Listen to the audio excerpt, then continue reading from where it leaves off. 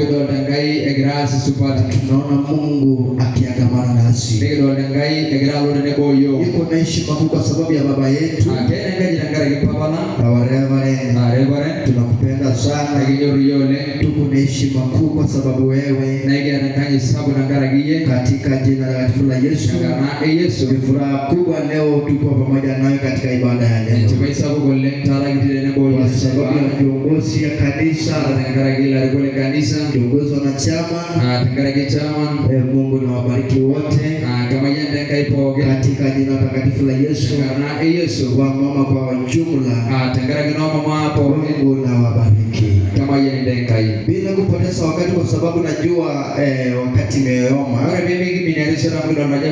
Basi ningependa tu kuleta neno la Mungu kwa dakika chache. Ili kusudi Mungu na atubariki. Kwa sababu ninajua tuko mahali hapa kwa sababu ya kusikiliza neno la Mungu. Tuko mahali hapa ili tulishwe na tufundishwe. Na ni vyema sana unapokuja kanisani.